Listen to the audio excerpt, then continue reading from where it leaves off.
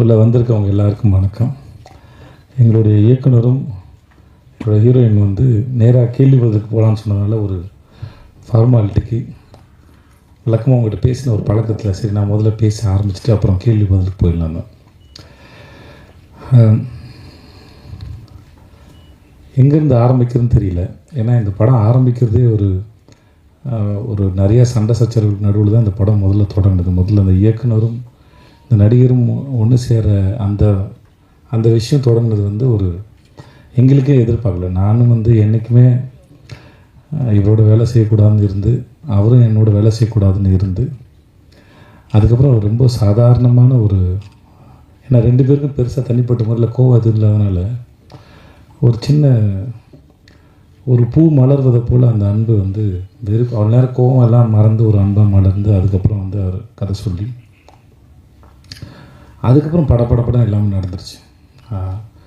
கிட்டத்தட்ட எனக்கு அவர் 2009 தெரியும்னு நினைக்கிறேன். இல்லை சார், 2009 தெரியும். இன்றைக்கி தான் மத்தியானம் பேசினோம். அவருக்கு நேஷ்னல் அவார்டு வரும்போது நான் அவரை என்னோடய திருமேறி பொருட்காட்டு படத்துக்கு ஆடியோ லான்ச்சுக்கு இன்வைட் பண்ண போனேன். நான் அவர் மட்டும் தான் இருந்தோம். அவருக்கு அந்த மெசேஜ் எதுவும் நான் தான் படித்து சொன்னேன். ஃப்ளைட் டிக்கெட் எதுவும் நான் தான் படித்து அவருக்கு சொன்னேன். ஸோ ஏதோ ஒரு பெரிய சர்க்கிள் வந்து கம்ப்ளீட் ஆன மாதிரி இருந்தது.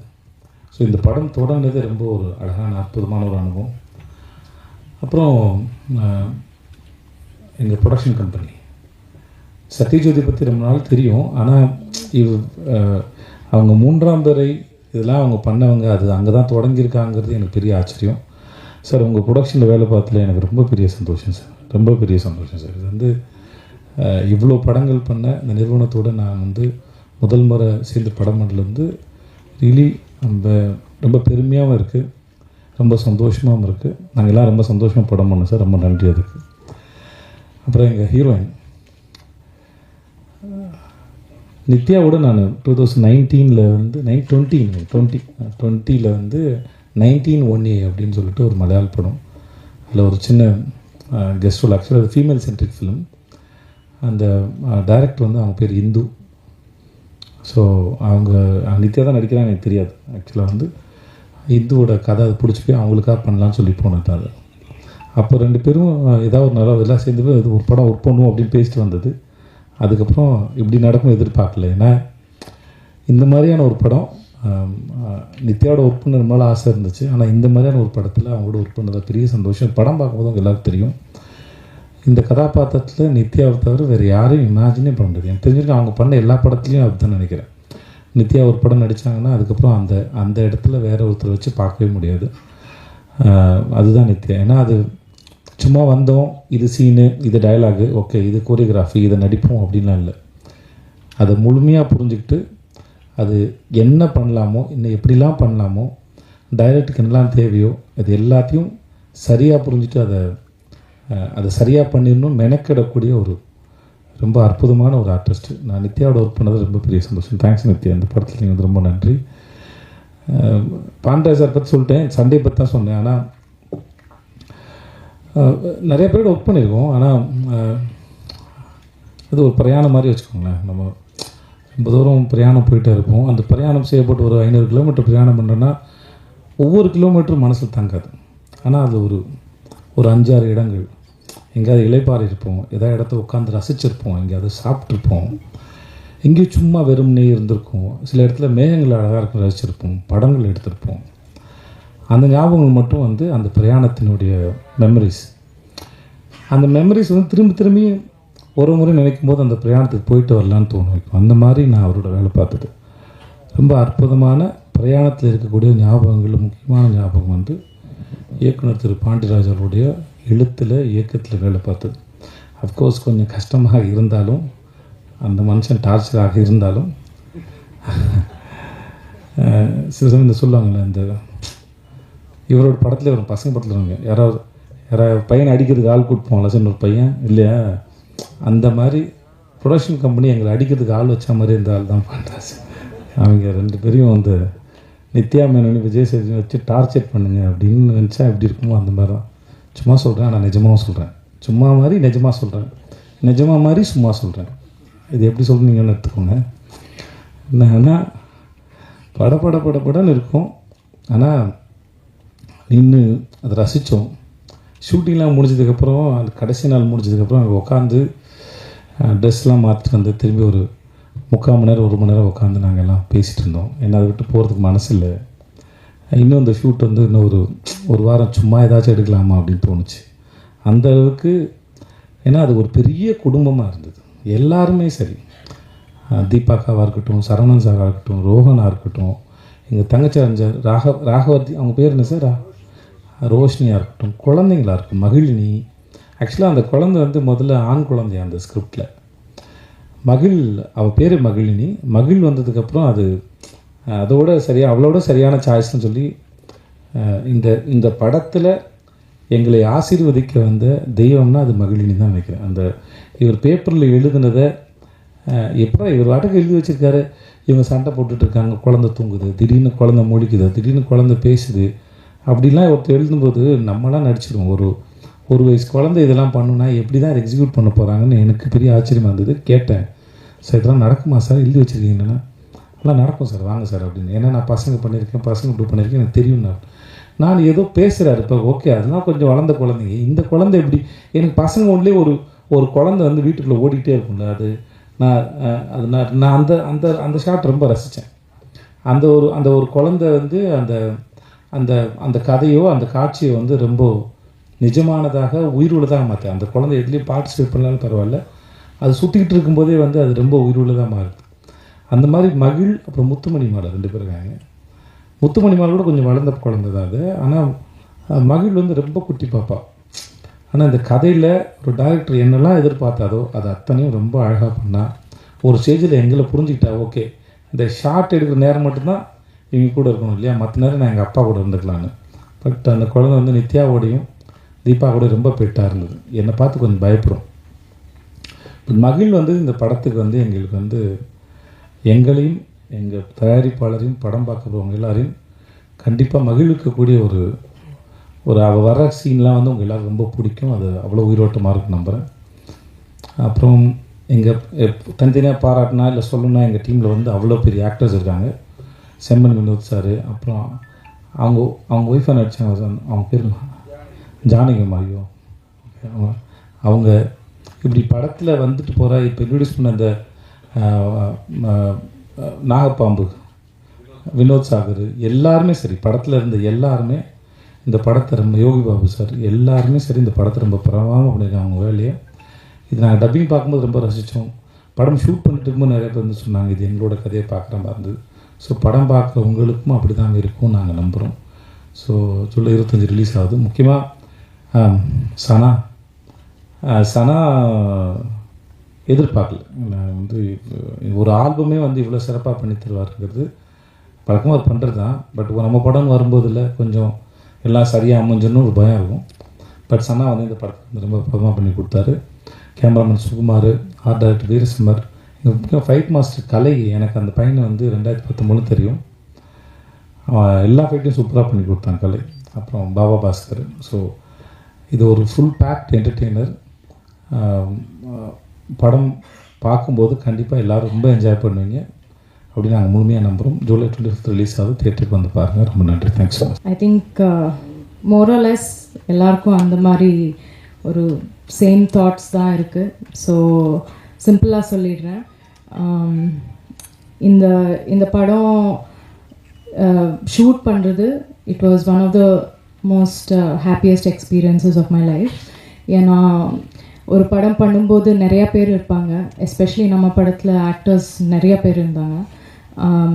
அதில் வந்து எவ்ரி சிங்கிள் பர்சன் எல்லாருமே from Sethupathi sir to director to எல்லா டெக்னீஷியன்ஸும் எல்லா ஆக்டர்ஸும் ஒரே வேவ் லெங்க்ல எல்லாரும் இருந்தோம்.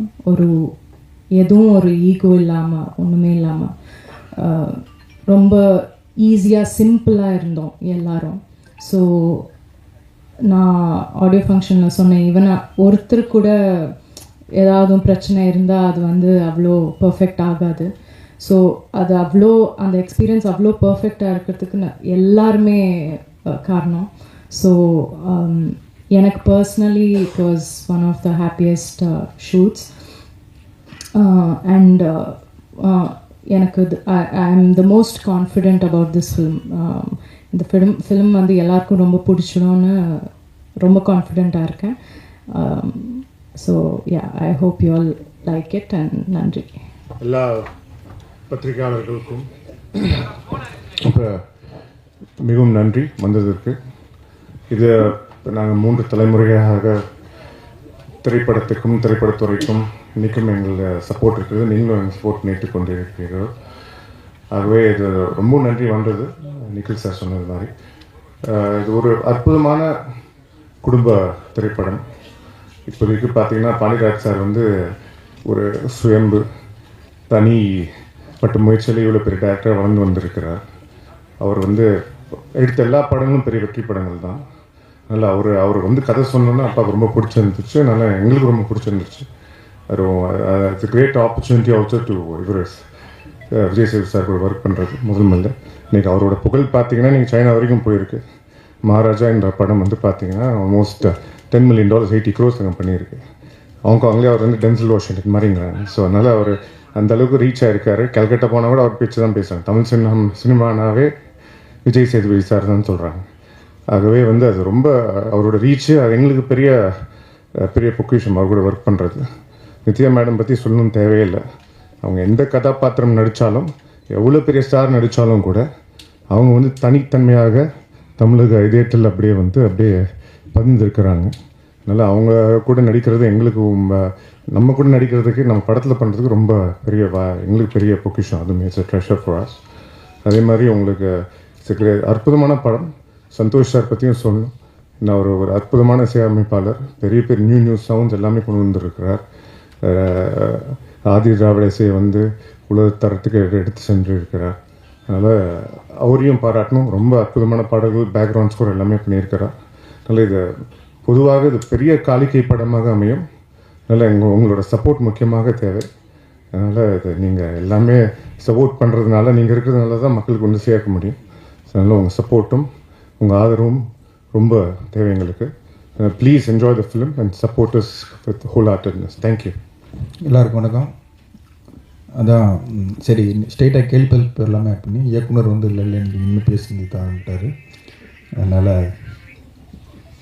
நாங்கள் நடிகராக தான் இன்றைக்கி வந்திருக்கோம். ரொம்ப நாள் ஆச்சு மீடியாவை சந்தித்து. கிட்டத்தட்ட ஒரு 3 வருஷத்துக்கு மேலே ஆச்சு. உங்களை சந்திக்கிறதுல எனக்கு ரொம்ப சந்தோஷம். தலைவன் தலைவி அந்த டைட்டில் தோன்றியது ஒரு அழகானது. கதை தோன்றியதுமே ஒரு அழகான நிகழ்ச்சி. அது அழகான சம்பவம். அது ஒரு உண்மை கதையிலிருந்து எடுத்து பண்ணியிருக்கேன். என் பையனுடைய பிறந்த நாளுக்காக ஒரு குலதெய்வம் கோயிலுக்கு போகும்போது நான் சந்தித்த 2 கேரக்டர். அதுதான் ஆகாச வீரன், பேரரசி. பார்த்ததை அப்படியே எடுத்தால் படமாகவே எடுக்க முடியாது. ஆனால் இப்படி இருந்தால் எப்படி இருக்கும் அப்படிங்கிற அந்த ஒரு கேள்வி தான் இந்த கேரக்டர். அதை எழுத ஆரம்பித்தேன். சும்மா ஒரு சிம்பிளாக ஒன்று எழுதலாம், ஒரு சிம்பிளான ஒரு இதுவாக எழுதலாம் அப்படின்னா அது எழுத அது வேறு ஒன்றா மாறிச்சு. அது எழுதும்போது தான் ஆகாச வீரனுடைய அந்த கேரக்டருடைய வேல்யூ இருக்குல்ல. ஏன்னா சிரிக்க வைப்பான், அழுக வைப்பான், டார்ச்சர் பண்ணுவான். இவன் என்ன கேரக்டர்னே சொல்ல முடியாது. ஒரு ஹீரோ கேரக்டர்னால் ஒரு ஆர்க் இருக்கும்ல, நூல் பிடிச்சது மாதிரி போகணும், இப்படி தான் இருக்கும் அப்படின்னு ஒரு ஆர்க்கும். எந்த ஆர்க்குமே இல்லாத ஒரு கேரக்டர் தான் ஆகாச வீரன். அது எல்லா ஹீரோவுமே பண்ணிட முடியாது. அது ஏதோ சேதுபதி சார் சந்தோஷப்படுத்தணும் அப்படிங்கிறத அந்த இடத்துல சொல்ல, இந்த கேரக்டரை விஜய் சேது சார் மட்டும்தான் பண்ண முடியும். அது நீங்கள் பார்க்கும்போது ப்ரெஸ்ஸோ போடுவோம், நான் வந்து வெளில நிற்பேன் அப்போ நீங்கள் சொல்லுவீங்க. இதை அவர் மட்டும்தான் பண்ண முடியும். இந்த கேரக்டரை நான் இவர் பண்ணால் தான் நல்லாயிருக்கும் அப்படிங்கிறதையும் நம்பினேன். என்னென்னா அந்த கேரக்டருடைய இது ஏன்னா டக்குன்னு மாறிக்கிட்டே இருக்கும்.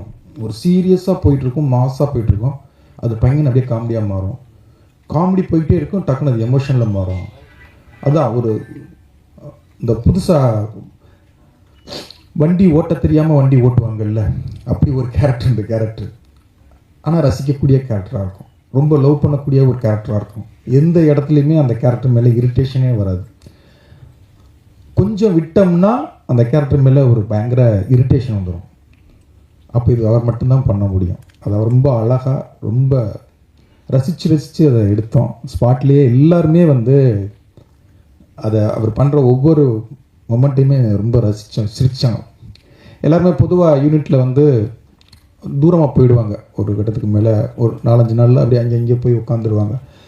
ஆனால் நித்யாவும் சேது சார் பண்ணும்போது வேடிக்கை பார்ப்பாங்க. ஒரு மேனேஜர் எல்லோரும் வந்து நிற்பாங்க. அது அழகாக அவங்க ஆக்டிங் அப்படி அழகாக இருந்தது. அதே மாதிரி தான் பேரரசி கேரக்டர். பேரரசி இப்படி தான் அப்படின்னு ஒரு எந்த ஆர்க்குமே இருக்காது. அவளும் அப்படித்தான், ரொம்ப அன்பானவ, அழகான அம்மா, நல்ல மருமக, நல்ல மனைவி. டப்புன்னு எப்போ மாறுவா எப்படி மாறுவான்னு எல்லாருடைய மனைவி மாதிரி இருந்தால் அவளை எப்படி ஹேண்டில் பண்ணுறதுங்கிறதே ரொம்ப கஷ்டமான கேரக்டர். ஆனால் அவளை ரொம்ப பிடிக்கும். ரொம்ப ஹஸ்பண்ட் அப்படி லவ் பண்ணுவாள். அப்போ இந்த கேரக்டர் யார் பண்ணுறது அப்படின்னா அது நித்யாவை தவிர வேறு ஒரு ஆப்ஷன் எனக்கு இல்லவே இல்லை. நான் இது வரைக்கும் 11வது படம், எனக்கு 10 படங்கள்லையுமே என்னுடைய ஹீரோயின் நான் நினச்ச ஹீரோயின் எனக்கு வந்ததே கிடையாது. முதல் தடவையாக என்ன ஸ்கிரிப்டில் எழுதணுன்னோ நித்யா மேனன் தான் இது ஹீரோயின்னா எனக்கு இந்த படத்தில் வந்திருக்கு. அப்படி இந்த படத்துக்கு நான் நினச்ச ஹீரோயின் கொடுத்த என் தயாரிப்பாளர் சத்யஜோதி தியாகராசன் சாருக்கும், செந்தில் சார், அர்ஜுன் சார், ரொம்ப நன்றி. அந்த கேரக்டர் வந்து நித்யா, அதாவது அது டாமஞ்சரி லவ்னு சொல்லுவோம்ல, ஒரு புருஷன் பொண்டாட்டி சண்டையே நிறைய பேருக்கு கனெக்ட் ஆகும். அவங்க ஹஸ்பண்டோ அவங்க மனைவியோ அது வந்து 2 பேரும் என்னமோ உண்மையாகவே அவங்க வாழ்ந்தாங்களோ அப்படிங்கிற அளவுக்கு சாருடைய மனைவி வந்து கோவப்படுற அளவுக்கு 2 பேரும் அவ்வளவு உண்மையாகவே இவங்க வாழ்ந்துருக்காங்கடா அப்படிங்கிற அளவுக்கு அழகாக நடித்து கொடுத்தாங்க 2 பேருமே. நான் கொஞ்சம் டார்ச்சர் தான் சார். ஏன்னா முதல் நாளே 2 பேர் ஃபஸ்ட்டு 2 நாள் சேது சார் மட்டும் வச்சு எடுத்துட்டேன். 3வது நாள் தான் 2 பேர் காம்பினேஷனும் சாஃப்டாக ஆரம்பித்தேன். நித்யா மேனனுக்கு வந்து சாமி கும்பிட்டு அப்படி ஒரு மணி அடிச்சுட்டு கும்பிட்டு போங்க. இந்த சாங்கில் பார்த்தீங்கல்ல அது அப்படின்னா அப்பா ரொம்ப சாஃப்டான டேரக்டர் அப்படின்னு அவங்க நினச்சாங்க. அப்புறம் 2 பேரையும் வச்சு ஒரு லவ்வர்ஸ் பேசிக்கிற மாதிரி ஒரு சீன் எடுத்தேன். அது உட்காந்தே தான் பேசணும், ரொம்ப ஜாலியாக சிரிச்சுக்கிட்டே எடுத்தோம். அது சீனும் நல்லா ரொம்ப வந்தது. படம் ஃபுல்லாக அப்படி தான் இருக்கும் அப்படின்னு நினச்சாங்க. அப்புறம் கொஞ்சம் ஷிஃப்டிங் அப்படின்னே நல்ல வெயில், அந்த ஒரு டாப் ஆங்கிளில் பார்த்துருப்பீங்கல்ல, ஒரு பாறைக்கு நடுவில் பள்ளமாக இருக்கும். கொஞ்சம் தடுமாறுனா அங்கிட்டு போய் விழுந்துடணும், இல்லை இங்கிட்டு விழுந்துடணும். அவ்வளோ ஒரு ரிஸ்க்கான இடம். அது நடுவில் பைக்கை ஓட்ட விட்டேன். அப்படியே பார்த்தாங்க, இதுலேயே சார் வண்டியை ஓட்டணும் அப்படின்னு. இதுக்கு முன்னாலே உட்காரணும் அப்படின்னா நல்லா உட்காரணும். அந்த சாங்கில் இருக்கும். அது கொஞ்சம் என் மூடு இது தான் அப்படின்னு உங்களுக்கு முகத்தை காமிச்சேன். சரி இதை முடிச்சுட்டு விட்டுருவார் போல, ஏன்னா 4:30 ஆயிடுச்சு அதை எடுத்து முடிக்கும்போது. சரி ஃபஸ்ட்டு நாள் கொஞ்சம் மூடாகவே நல்லா நிறைய எடுத்துட்டான், விட்டுருவார் அப்படின்னு நினச்சாங்க. பக்கத்தில் யானைமலை இருக்குது, கொஞ்சம் மேலே ஏறுமா நல்லாயிருக்கும் அப்படின்னா, இது இன்னொரு நாள் எடுத்துக்கலாமே அப்படின்னாங்க. இல்லை அடுத்தலாம் கூட்டம் வந்துடும், ஷூட்டிங் எடுக்குன்னு தெரிஞ்சு இப்போ நான் ஃப்ரீயாக எடுத்து வந்துடலாம், பர்மிஷன் நைட்டாக இருக்குது. சரி நீ ஏறினா மலை ஏறிக்கிட்டு இருக்கான். ஒரு 1 hour ஏறுறான், ஒரு 45 நிமிஷம் இருக்குமா. அது ஏறிட்டு அது எடுத்துட்டான், நினச்சது எல்லாத்தையுமே எடுத்துட்டான். ஏன்னா ஃபஸ்ட்டு நாளே இப்படி வச்சு பண்ணுறீங்க அப்படின்னாங்க. இல்லை மைண்ட் செட் ஆகிக்கிங்க, இதை நான் ஃபஸ்ட்டு நாளே எப்போவுமே நான் ஆர்டிஸ்ட்டுக்கு மைண்ட் செட் பண்ணிடுவேன், இதுதான் இப்படி தான் எடுக்கணும் அப்படின்னா. ஆனால் அது 70 நாளும் அதுதான். ஃபஸ்ட் நாள் எப்படி ஓடணுமோ அதே மாதிரி நான் ஓடிக்கிட்டே இருக்கும்போது கொஞ்சம் யாராவது நடந்தால் எனக்கு கோவம் வரும். அந்த கோவத்தை தான் நான் இதுவாக காமிச்சிருப்பேன். அப்படி காமிச்சிருந்தேன், சாரி சார். அதே மாதிரி தான் தயாரிப்பாளர் சைட்லையும் அந்த மாதிரி தான். நான் ஏதாவது இதுவானா டக்குன்னு செந்தில் சாருக்கு ஃபோன் அடிச்சு, சார் அது நடக்கலை சார், ஏன் சார் நடக்கலை அப்படின்னு சொல்லி கோவப்படுவேன். என்னென்னா அந்த படம் நல்லா வரணும், அந்த சொன்ன பட்ஜெட்டுக்குள்ளே முடிச்சு கொடுத்துடணும். எனக்கு என்னென்னா அந்த சொன்ன வார்த்தையை காப்பாற்றணும். இத்தனை நாள்னா அத்தனை நாளைக்குள்ளே முடிச்சிடணும், இந்த பட்ஜெட்னா இந்த பட்ஜெட்டுக்குள்ளே முடிச்சிடணும், ஆர்டிஸ்ட்டுக்கு இத்தனை நாள்னா அத்தனை நாளைக்குள்ளே முடிச்சிடணும். திருப்பி இன்னொரு 10 நாள் கிடைக்குமா, இன்னும் ஒரு 5 நாள் கிடைக்குமா, இன்னொரு அது தேவையில்லாத இது வரும். அதுக்காகத்தான் என்னுடைய வேலையை நான் கரெக்டாக பண்ணணும் அப்படிங்கிறது மட்டும்தான். மற்ற எல்லாரையுமே பயங்கரமாக லவ் பண்ணுற ஒரு கேரக்டர் தான். உண்மையிலே இது ரொம்ப சந்தோஷமாக இந்த படம் முடியும் போது, எப்போவுமே ஒரு படம் முடியும் போது எப்படா முடிக்கலாம், அடுத்த படத்துக்கு போகலாம்னு ஆர்டிஸ்ட்டுக்கு ஒரு மனநிலை வந்துடும், இல்லை டெக்னீஷியனுக்கும் வந்துடும். ஆனால் இந்த படத்தில் என்னன்னு தெரில, 75 நாள் நாங்கள் பிளான் பண்ணோம், 71 72 நாள் எடுத்தோம்.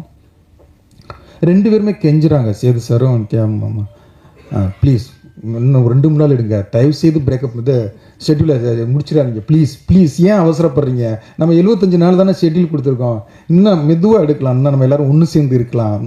என்னென்னா அது உண்மையாகவே எனக்கு அது கடைக்குட்டி சிங்கம் படத்தில் அந்த ஃபீல் கிடச்சது. அது எல்லாருமே வந்து ஒரு குடும்ப ஆட்கள் மாதிரி அப்படியே இதுவாகிடுவாங்க. அந்த ஃபீல் இந்த படத்தில் அதை விட அதிகமாகவே கிடச்சிது.